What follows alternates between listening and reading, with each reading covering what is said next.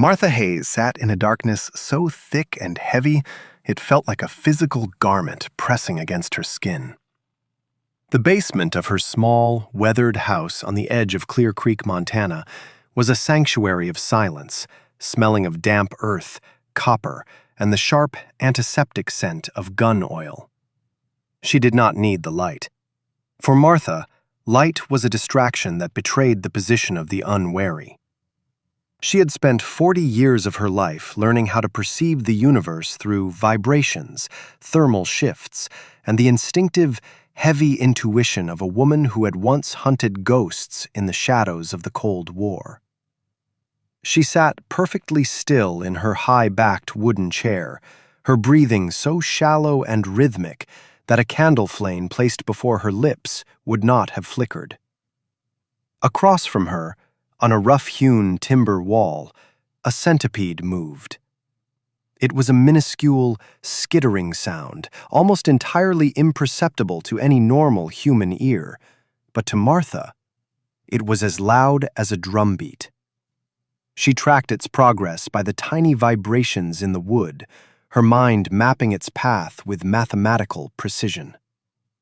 She waited until it was exactly 42 inches from the floor, positioned right at her eye level. In her left hand, she held an old Fairbairn Sykes fighting knife, its blade blackened with carbon to prevent even the slightest glint of light. With a flick of her wrist that was less a movement and more a sudden, violent twitch of muscle memory, she launched the blade. There was a dull, satisfying thud. The skittering stopped. She stood up, her joints protesting with the dry, rasping creak of 74 years of hard living, and walked toward the wall. She did not turn on the light. She felt the handle of the knife and the pulverized remains of the insect beneath the cold steel. Accuracy was not a hobby for her. It was a biological imperative, a remnant of a life she had tried to bury under layers of domesticity. She pulled the knife from the wood and wiped it clean on her faded floral apron, a garment that served as a strange disguise for the killer beneath. On the workbench behind her lay a police report, its edges curled and yellowed by the humidity of the basement. She had read it so many times she could recite the font density and the exact spacing of the ink. It was dated September 12, 2024. It described the tragic death of Lily Hayes, 18 years old, a girl with hair the color of sun-bleached wheat and a laugh that could make the brutal Montana winters feel like the first day of spring. The report called it a hit and run. It used sterile, hollow words like accidental, unavoidable, and anonymous. Martha reached into the pocket of her cardigan and pulled out a small glass eye. It had belonged to her first instructor at a facility in Virginia that did not exist on any government map. He had told her, more than 5 decades ago, that the day she stopped seeing the world as a series of targets and trajectories was the day she would truly die. For 20 years in the mountains of Montana, she had tried to prove him wrong. She had planted rows of heritage roses, and she had taught Lily how to bake huckleberry pies with a lattice crust. And she had buried the ghost of the woman known in the classified files as the Weaver deep beneath the dark soil of her garden. But the police report was a lie, and Martha knew the texture of a lie better than the grain of her own skin. The report stated there were no skid marks because of a sudden, torrential rainstorm that had washed away the evidence. Martha had checked the atmospheric pressure logs and the high-resolution satellite imagery for that specific Tuesday night. There had not been a single drop of rain within 50 miles of Highway 12. The sky had been a vast, empty vault of stars, and the moon had been 3/4 full, providing enough natural illumination to see a deer standing 1,000 yards away. She turned on a single, low-wattage bulb over her workbench, casting long, skeletal shadows across the room. The light revealed the contents of the table. A collection of surveillance photographs, a topographical map of the county marked with red ink, and a single shard of black plastic she had scavenged from the muddy ditch where Lily's broken body had been found. It was a piece of a wheel well liner from a Ford Raptor, specifically the high-performance model favored by young men with too much unearned money and zero sense of consequence. Lily had been her entire world, the only light in a life otherwise defined by shadows. After Martha's daughter and son-in-law had perished in a house fire 15 years ago, Lily had become the anchor that kept Martha from drifting back into the dark, predatory sea of her past. Now, the anchor had been torn away, and the sea was rising. Martha looked at the glass eye in her hand and felt a cold, familiar stone settle in the pit of her stomach. The weaver was no longer a ghost. She was awake. The funeral had been a quiet, desolate affair, attended by only 3 people: Martha, a local priest who looked like he would rather be at a bar, and Sheriff Miller. Miller was a man whose soul had been slowly eroded by 20 years of small-town politics and the steady, quiet bribes of the local elite. He had stood by the open grave, his sweat-stained hat clutched in his beefy hands, sweating profusely despite the biting October chill. Martha remembered how he had looked at her that day, with a mixture of practiced pity and a hidden, jagged edge of genuine fear. The people in Clear Creek had always sensed that Martha Hayes was different. They saw the way she walked, always aware of her exits, her weight centered and ready. They saw the way her house was positioned on the crest of the hill, giving her a perfect, unobstructed line of sight to every approach road for miles. They called it the eccentricity of a grieving widow. They were wrong. It was the tactical posture of a woman who never truly stopped being at war. A week after they put Lily in the ground, Miller had come to her house. He sat at her kitchen table, refusing the coffee she offered with a nervous wave of his hand. He told her that the investigation had hit a dead end, a phrase he used with a practiced, rehearsed air. He told her that the black plastic she had found was common, that it could have come from any one of 1,000 trucks in the state. He told her that sometimes bad things simply happen to good people, and the best thing she could do for her own sanity was to find peace and move on. Martha had watched his carotid artery the entire time he spoke. It was pulsing at 85 beats per minute, a rhythmic betrayal of his anxiety. He was lying to her, and he was terrified that she knew it. "Peace is a luxury for the dead, Sheriff," she had said. Her voice was like the sound of dry leaves skittering over a granite tombstone. "For the living, there is only the truth and the weight of what we do with it." Miller had flinched as if she had struck him. He left shortly after, his truck tires kicking up a violent cloud of gravel as he sped away from the woman with the predatory, unblinking eyes. After he left, Martha began her own investigation, unburdened by the constraints of a badge or the corruption of a paycheck. She did not need a computer or a high-tech lab. She used the old methods, the ones that relied on human weakness and the predictable patterns of the guilty. She spent 6 days sitting in her beat-up sedan outside the local tavern, watching the flow of traffic with the patience of a spider. She listened to the chatter on the local police radio bands, decoding the silences between the calls. She visited every auto body shop in the 3 surrounding counties, appearing as a confused, elderly woman looking for a specific part for her late husband's vintage truck. On the 8th day of her search, she found what she was looking for. A black Ford Raptor had been brought into a private, high-security garage in Great Falls on the night of September 13th, just hours after Lily's death. The owner had paid in cash $5,000 to have the entire front end replaced and the truck repainted a different, less conspicuous shade of black.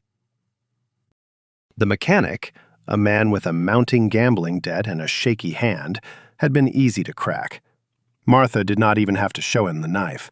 She simply leaned in close, invading his personal space, and whispered a few specific details about his own children, where they went to school, what they ate for lunch, and the color of their bicycles. The truck belonged to Thomas Wyatt, Jr. The name hit Martha with the physical force of a caliber .50 round. Thomas was the only son of Senator Silas Wyatt, the man who effectively owned the state of Montana. The Wyatts were the closest thing to royalty in these rugged parts. They owned the timber mills, the land development companies, the politicians, and, by extension, the very law that Sheriff Miller was supposed to uphold. Martha drove back to Clear Creek in a silence so profound it felt like the world had ceased to exist. She thought about Lily's broken, discarded body in the ditch. She thought about Thomas Jr., probably sitting in his father's glass-walled mansion, drinking expensive bourbon and laughing about the minor bump in the road he had felt on Highway 12. To him, Lily had been nothing more than a momentary vibration in his steering wheel. She went directly to her basement and walked to the back wall, moving past the shelves of preserved peaches and jars of pickles. She pulled away a false panel of drywall that she had installed 20 years ago. Behind it stood a heavy steel safe, the kind used by small-town banks to protect their most valuable assets. She punched in a 12-digit code, her fingers moving with a fluid, mechanical grace. The door swung open on silent, well-oiled hinges. Inside was her true self, a custom-built Remington 700 bolt-action rifle, chambered in .300 Winchester Magnum, its barrel heavy and black. A suppressed Mark 23 pistol. Tiers of ammunition, each round hand-loaded by Martha herself for maximum consistency and lethality. She took the rifle out and laid it on the workbench. It felt heavy, honest, and familiar. She began to disassemble it, her fingers moving with a grace that bypassed her arthritic pain entirely. She cleaned the firing pin. She inspected the crown of the barrel for the slightest imperfection. She checked the Leopold optics, ensuring the glass was clear of even a single microscopic speck of dust. She spent the next 3 days in the deep woods behind her property, practicing her breathing and her target acquisition. She did not fire a single shot. She did not need to. She spent hours lying in the cold dirt, tracking the movements of hawks in the sky, calculating windage, humidity, and the rotation of the earth in her head. She was not just cleaning a rifle. She was recalibrating her soul for a mission she had thought she would never have to undertake again. She knew that the Wyatts would be hosting their annual Founders' Day Gala on the 25th of October. It was the most prestigious social event in the county, a gathering of the powerful and the corrupt. The senator would give a rousing speech about family values and the pioneer spirit. Thomas Jr. would stand by his side, looking like the golden heir to a kingdom built on timber and blood. Martha sat in her kitchen on the night of the 23rd, drinking a cup of bitter herbal tea. She looked at the photograph of Lily on the mantelpiece. The girl was smiling, her eyes bright and full of a future that had been stolen in a heartbeat. "I am so sorry, Lily," Martha whispered to the empty room. "I told you that the monsters were only in the storybooks I read to you when you were small. I lied to protect you. But now, I'm going to make sure the monsters understand that there is something much worse than them waiting in the dark." She finished her tea and went back to the basement to pack her gear. She knew she would not be coming back to this house. She knew how these stories ended for women like her. A woman like the Weaver did not get a peaceful sunset. She only got the long, cold night. The terrain surrounding the Wyatt estate was a masterpiece of both natural defense and human arrogance. The mansion itself was a brutalist monument of glass and cedar, perched like a predatory bird on a high plateau overlooking the winding silver ribbon of the Blackfoot River. To the north and east, the property was protected by jagged limestone cliffs that dropped 600 feet into the churning water below. To the south, a dense forest of lodgepole pine and Douglas fir created a dark, impenetrable wall. There was only one road leading to the house, a private ribbon of asphalt guarded by a fortified gatehouse and a rotating team of private security contractors. These were not local boys looking for a paycheck. They were professionals, men with the blank stares and corded muscles of former Tier 1 operators. Martha spent 48 hours scouting the perimeter, moving with the agonizing slowness of a mountain shadow. She did not use the road, nor did she attempt to bypass the gatehouse. Instead, she entered the wilderness 5 miles to the west, navigating the treacherous scree slopes and hidden ravines that the security team had deemed impassable for a human being, let alone a woman of 74 years. She wore her ghillie suit, a garment she had spent 3 days meticulously weaving from scraps of burlap, local moss, and dried tall grass. To any observer, she was nothing more than a hummock of earth or a cluster of dead brush. She found her nest on a narrow, wind-swept ledge 2,000 feet above the river valley. From this vantage point, she had a perfect, unobstructed line of sight to the mansion's north terrace, the site where the Founders' Day Gala would be held. She checked her rangefinder, her hands steady, despite the biting mountain wind. The distance was exactly 862 yards. It was a daunting shot for most marksmen, a distance where the curvature of the earth and the Coriolis effect began to pull at the bullet's trajectory. But Martha had spent her youth in the high deserts of Nevada and the frozen steppes of Eurasia. She understood the language of long-range ballistics better than she knew her own name. She spent the first night on the ledge in total stillness. She did not build a fire, nor did she use a flashlight. She ate cold protein paste from a tube and sipped water from a bladder, her eyes never leaving the mansion. Through her high-powered observation scope, she watched the rhythm of the estate. She noted the timing of the guard rotations, every 4 hours, precisely on the hour. She saw the way the security lights swept the lawn, leaving 3-second gaps of darkness near the garden statues.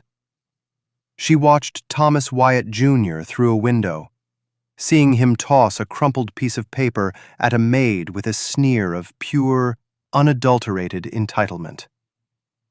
"I am watching you, Thomas," she whispered into the freezing air.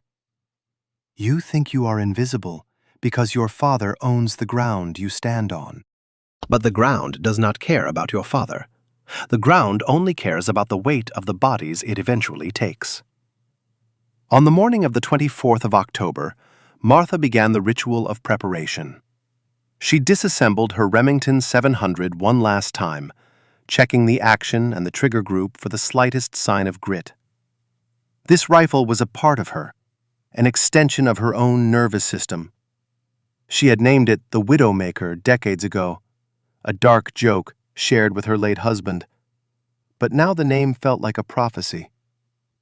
She hand-loaded 5 rounds into the magazine, each one a work of ballistic art. These were 300 Winchester Magnum cartridges, tipped with 190-grain Sierra Match King bullets. She had weighed the powder for each round to the 10th of a grain, ensuring that the muzzle velocity would be consistent to within 5 feet per second. She spent the afternoon creating her range card, a detailed map of the environmental variables. The temperature was 42 degrees, but it would drop to 34 by the time the gala reached its peak. The barometric pressure was 29.9 inches and falling, which meant the air would be thinner, the bullet's flight slightly faster. The most difficult variable was the wind. It gusted up from the canyon in unpredictable bursts, swirling around the cliff face like a living thing. She watched the way the tops of the pine trees swayed, learning to read the invisible currents of the air. As the sun began to set behind the peaks, casting the valley into a deep, bruised purple, the first of the gala guests began to arrive. A parade of black luxury vehicles wound its way up the mountain road, their headlights cutting through the gloom like the eyes of deep-sea fish. Martha watched as the powerful elite of Montana stepped out onto the red carpet, their diamonds and silk reflecting the golden glow of the chandeliers. She saw Senator Silas Wyatt emerge from the house, looking every bit the statesman in a tailored tuxedo.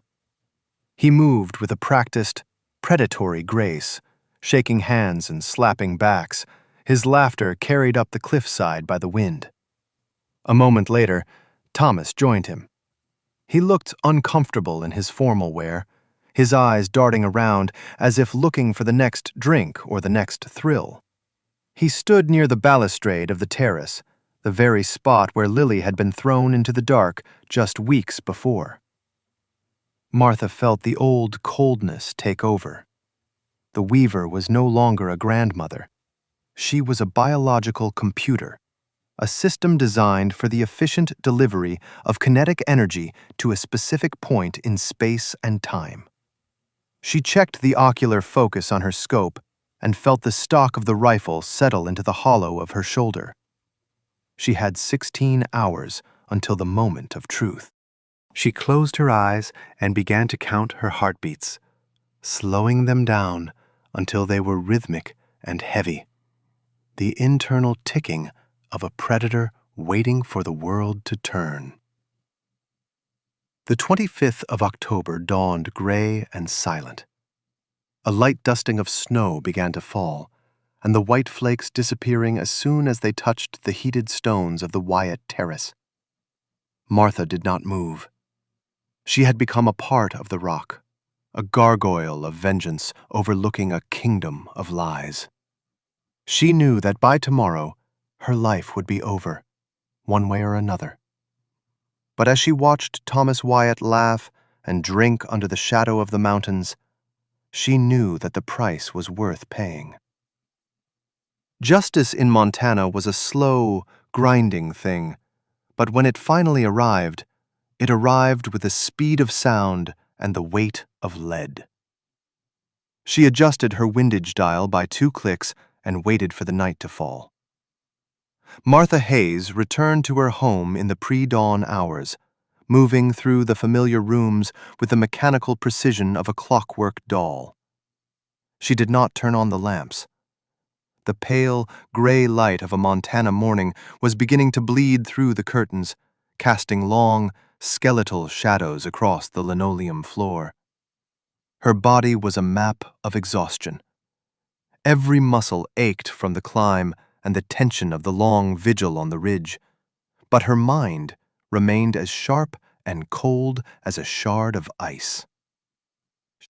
She sat at her kitchen table, her hands resting flat on the wood, and watched the sun slowly crest the jagged peaks of the mountains.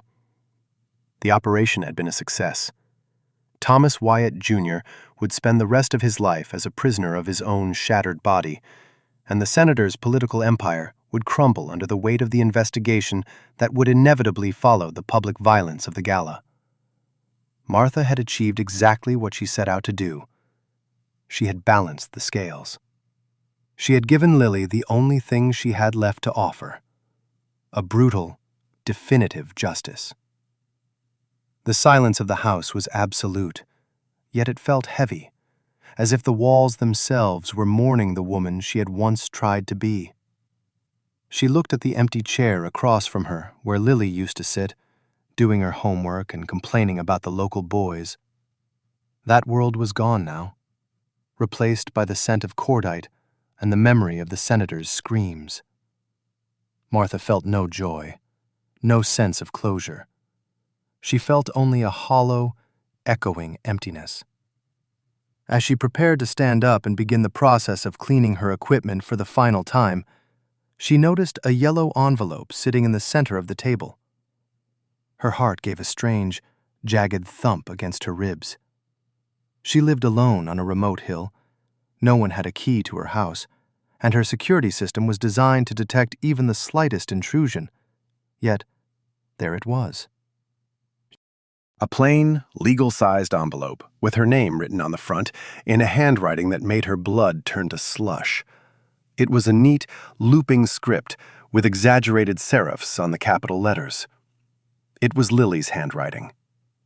Martha's fingers trembled as she picked up the envelope.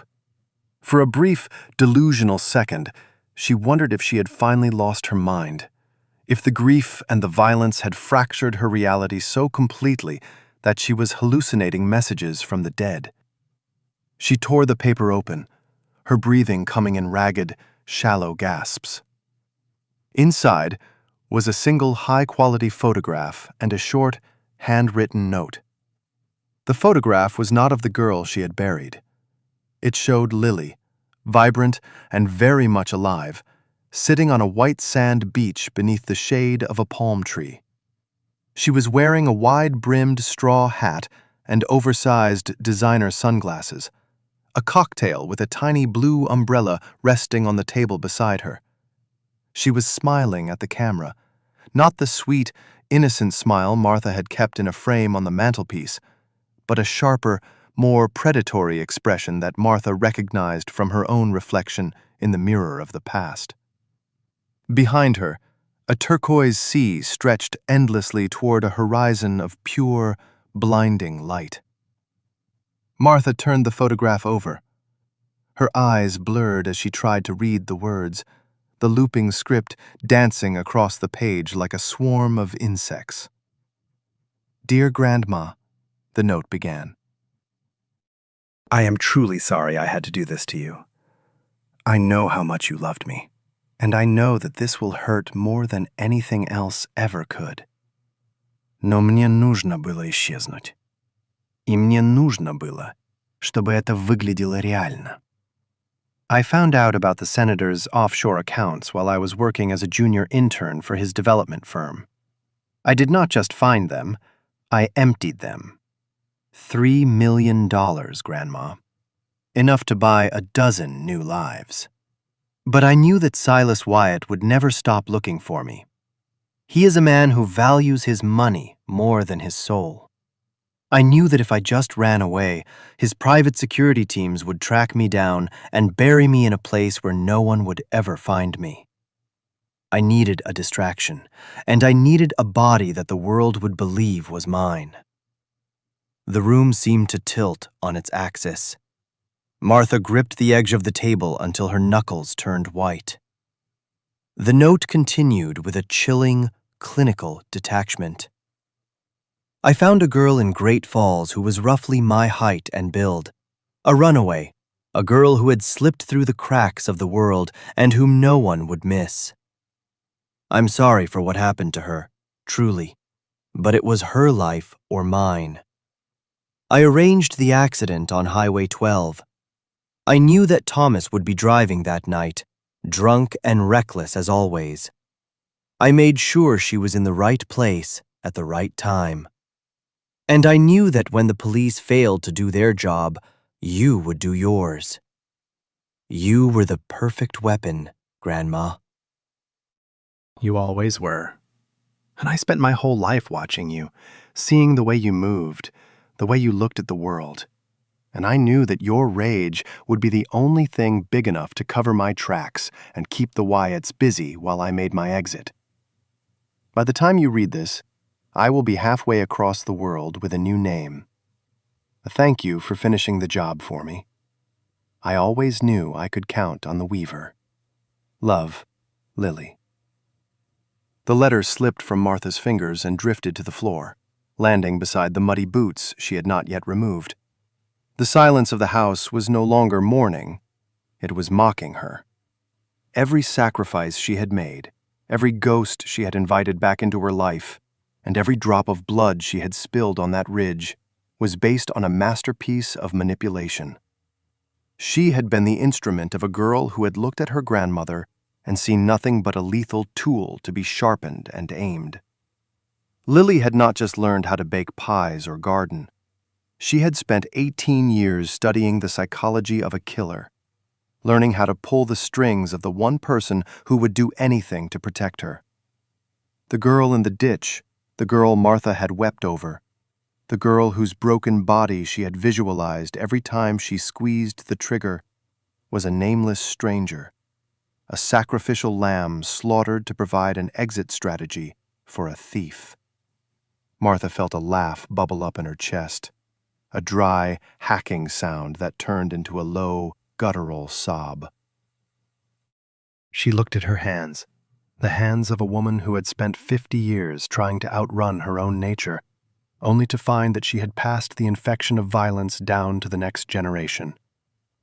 Lily was not a victim of the Wyatt family or the American dream. She was the ultimate predator, a woman who had mastered the art of the long game and used her own kin as a human shield. The irony was a physical weight, crushing the air out of Martha's lungs. She had spent the night maiming a man for a crime he had technically committed, but for a victim who did not exist. She had been the cleaner for a $3 million heist, and she had done it for free, out of a love that had been weaponized against her. There was a heavy, rhythmic knock at the front door. Martha did not flinch. She did not reach for the hidden pistol beneath the table or the knife in her apron. She knew it was Sheriff Miller. He would be coming to ask questions about the massacre at the gala. He would see the mud on her floor, the smell of burnt powder that clung to her clothes, and the hollow, dead expression in her eyes. He would find the custom-built rifle in the basement and the letter from Lily on the floor. He would finally have the evidence he needed to close the book on Martha Hayes, the woman who had always made him feel small and afraid. And for the first time in her long, blood-soaked life, Martha found that she did not care. The weaver was tired. The web she had spun to protect her family had turned out to be a noose, and she was the one who had tightened it. She looked at the photograph of Lily one last time, staring at the girl on the white sand beach. She looked into those sunglasses and saw the cold, calculating void that she had nurtured with her own stories of survival and strength. She had wanted Lily to be strong, to be a survivor in a world that chewed up the weak, and she had succeeded beyond her wildest nightmares. She had raised a monster that was more efficient, more detached, and more successful than she had ever been. The knock at the door came again, louder this time, followed by the sound of a shoulder hitting the wood. "Martha, open the door!" Miller's voice was strained, cracking with a mixture of professional duty and personal terror. Martha stood up slowly, her knees popping with the sound of dry twigs. She walked to the fireplace and tossed the photograph and the note into the dying embers of the previous night's fire. She watched as the image of the beach and the turquoise sea curled into black ash, the smiling face of her granddaughter dissolving into gray flakes that rose up the chimney and out into the cold Montana sky. She realized then that she was the only one left who knew the truth, and she would take that truth to her grave. Let the world believe the Wyatts were the villains, and she was the vengeful grandmother. It was a cleaner story, a story that made sense. The reality was far more terrifying.